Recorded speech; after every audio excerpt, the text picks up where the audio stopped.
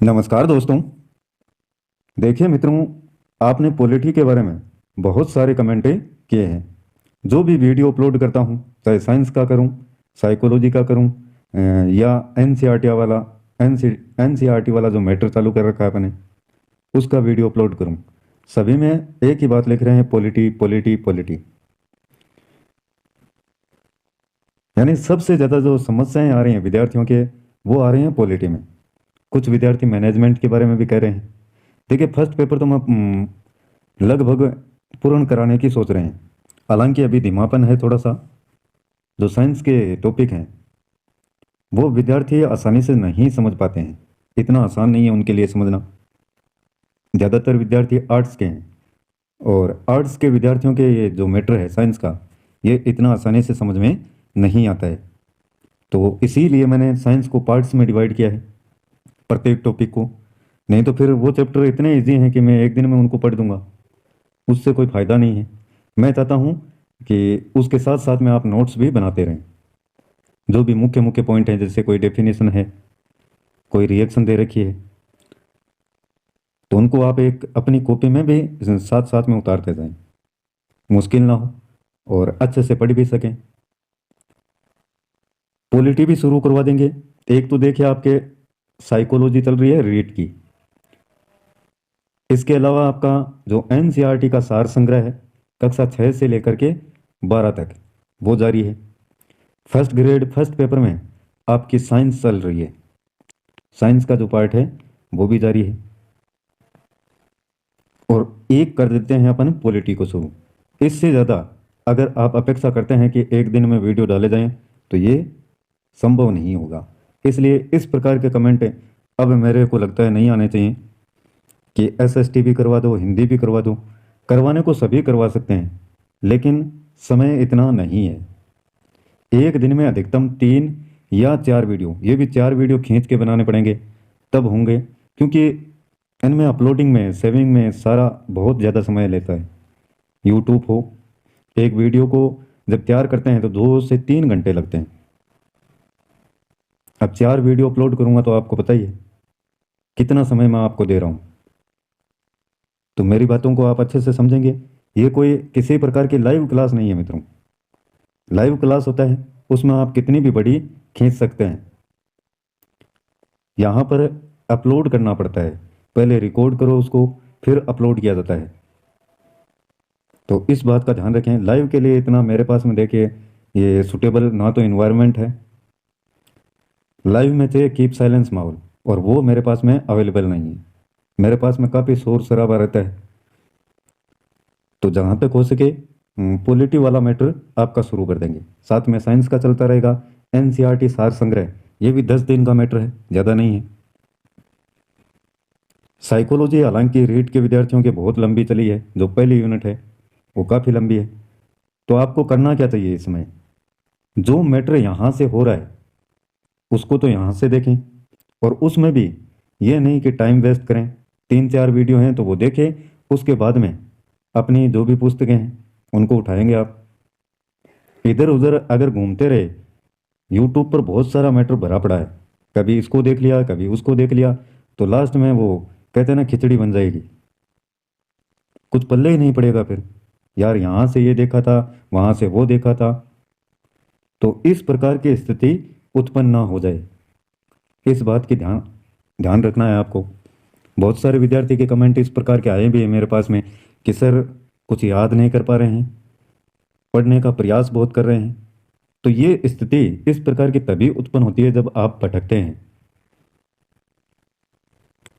या तो ये करें, चाहे इसी चैनल से, मैं नहीं कहता कि इसी से पढ़ें आप, जिस भी चैनल से पढ़ते हैं उससे जो टॉपिक हैं सिलेक्टेड वो देखें। यहाँ पर यूट्यूब पर इतना ही काम है आपका, फिनिश। उसके बाद में अगर नोट्स बनाते हैं तो बहुत अच्छी बात है, और फिर अपनी पुस्तकों की तरफ बढ़ जाएं आगे, उनको संभालें और उनमें से देखें। इधर से निश्चिंत इसलिए हो जाएंगे कि यार साथ साथ में ये मैटर तो चल ही रहा है, मेरे को पढ़ना चाहिए इससे अलग जो और दे रखा है पुस्तकों में। सिलेबस को हमेशा देखिए, आपके पास में एक कॉपी होनी चाहिए, और जिस रूम में आप बैठते हैं पढ़ने के लिए उसमें चिपकाया हुआ आपका होना चाहिए आंखों के सामने, जिस भी प्रतियोगी परीक्षा की आप तैयारी कर रहे हैं। टिक लगाते जाएं जो भी आपका टॉपिक कंप्लीट होता है। आज थोड़ी सी बेसिक सी बातें अपन करेंगे पॉलिटी के बारे में, और कल से आपका शुरू करवा देंगे एकदम अच्छे से आरबीसी पुस्तक, एनसीईआरटी पुस्तकों में से। देखिए कौन कौन से टॉपिक हैं। भारत का संविधान, ये पढ़ेंगे कल टॉपिक अपना। भारत का संविधान, क्यों इसको देने की आवश्यकता पड़ी, क्या कारण है और क्या काम आता है, सभी बातों की जानकारी आपको अच्छे से दी जाएगी। संविधान बनाने से पहले साथियों, भारत देश के वासी हैं, काफ़ी समस्याओं का इनको सामना करना पड़ा। चाहे राजतंत्र हो, राजतंत्र की बात की जाए या गुलामी की बात की जाए, इनसे बचने के लिए लाया गया भारतीय संविधान, यानी भारत देश का कानून, जिससे जनता तो कम से कम त्रस्ते ना हो। तो ये सारे जितने भी मैटर हैं अच्छे से पढ़ेंगे अपन। भारतीय कार्यपालिका, विधायिका और न्यायपालिका। मुख्य विशेषता न्यायपालिका की संगठन, सिद्धांत और व्यवहार। भारत में चुनाव, भारत के राष्ट्रपति चुनाव और राष्ट्रपति की आपातकालीन शक्तियां। कैबिनेट है प्रधानमंत्री और उनकी शक्तियां, संसद, स्पीकर और उनके कार्य। भारत की नौकरशाही व्यवस्था, राजनीतिक दल और उनकी भूमिका, सिद्धांत और व्यवहार। सुप्रीम कोर्ट, संगठन और शक्तियां, आयोग और बोर्ड राष्ट्रीय स्तर पर। तो ये प्रत्येक टॉपिक को लेकर के चलेंगे। थोड़े से बड़े हैं, समय ज़रूर लगेगा। आप ये चाहें कि 5-4 दिन में इसको समाप्त कर दिया जाए तो ये मुश्किल है। अच्छे से पढ़ना है तो समय देना होगा। वीडियो किस प्रकार से देखते हैं ये निर्भर करेगा आप पर।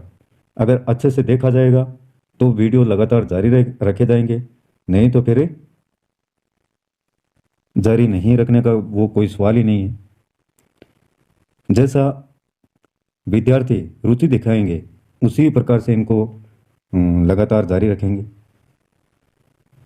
देखिए थोड़ा सा संविधान के बारे में बताते हैं आपको, मुख्य मुख्य पॉइंट। हमें संविधान की जरूरत क्यों पड़ी या क्यों है। क्रिकेट या फुटबॉल या किसी भी अन्य खेल में कुछ निश्चित नियम होते हैं। नियमों के बिना इन्हें खेलना या हार जीत का निश्चय करना बहुत ही मुश्किल होगा। साथ ही यह खेल नियम अनुसार खेला जा रहा है या नहीं, यह देखने के लिए या फिर खेल के दौरान उपजे किसी भी विवाद के निपटारे के लिए हमें एम्पायर या रेफरी की जरूरत होती है। ठीक यही भूमिका किसी लोकतंत्र में एक संविधान की भी होती है। संविधान उन बुनियादी नियमों का एक समूह है या समूह उपलब्ध कराता है जिनके आधार पर हम व्यवस्था को चलाते हैं, सिस्टम को, या व्यवस्था के चलने की उम्मीद कर सकते हैं। इसे हम एक संहिता या कोड के रूप में समझ सकते हैं, जबकि न्यायपालिका की तुलना यहां एम्पायर या रेफरी से की जा सकती है। जैसे पूरा कोई सिस्टम है, वो तो क्या है, संविधान के तहत एक क्रिकेट मैच है, ज़्यादा उससे बेटर समझ में आएगा। क्रिकेट मैच में जितने भी कार्य हो रहे हैं किस प्रकार से हो रहे हैं, वो तो किसके तहत हो रहे हैं, संविधान के तहत। और ये या सिस्टम के तहत। सिस्टम में क्या है, संविधान है आपका। और न्यायपालिका, जिस प्रकार से क्रिकेट के मैच में एक एम्पायर होता है, अगर कुछ भी गलत हो रहा है, कुछ भी बुरा हो रहा है या कोई डिसीजन है वो देना है, सही या गलत, तो उसका फैसला किया जाता है न्यायपालिका के द्वारा, क्रिकेट में एम्पायर के द्वारा। उसी प्रकार से इस भारत देश में न्यायपालिका होती है जिससे न्याय मिल सके। जबकि न्यायपालिका की तुलना यहाँ एम्पायर या रेफरी से की जा सकती है। न्यायपालिका ही संविधान की व्याख्या करती है और यह सुनिश्चित करती है कि देश संविधान सम्मत नियमों के आधार पर चल रहा है या नहीं। लोकतंत्र में संविधान की भूमिका को निम्नलिखित बिंदुओं के अंतर्गत रखा जा सकता है। संविधान नागरिकों में विश्वास जगाता है। लोग ये विश्वास कर पाते हैं कि उनके अधिकारों की प्राप्ति के प्रावधान संविधान में दिए गए हैं।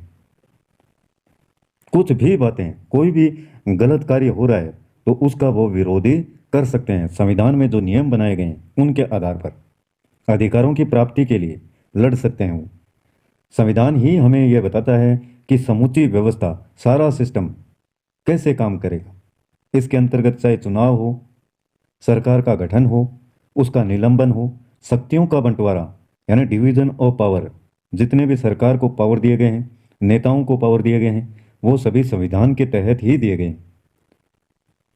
अधिकारों की रक्षा करना है इत्यादि जैसे गंभीर एवं जटिल मुद्दे इसके अंतर्गत आते हैं आपके। संविधान का महत्व इसलिए भी है कि यह सरकारों को भी दिशा दिखाने का कार्य करता है।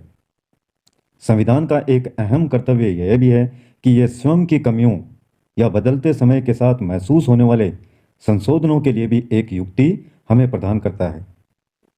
समय समय पर इसमें संशोधन हुए भी हैं और आगे भी लगातार होते रहेंगे। तो ये नहीं कि इसमें संविधान में संशोधन नहीं किया जा सकता, लगातार ये होते रहते हैं। भारतीय संविधान में उपरोक्त सभी गुणों का अच्छा समावेश देखने को मिलता है। चाहे पुलिस वाला हो, चाहे नेता हो, चाहे आम जन के लोग हों, चलना सभी को होगा संविधान के तहत ही।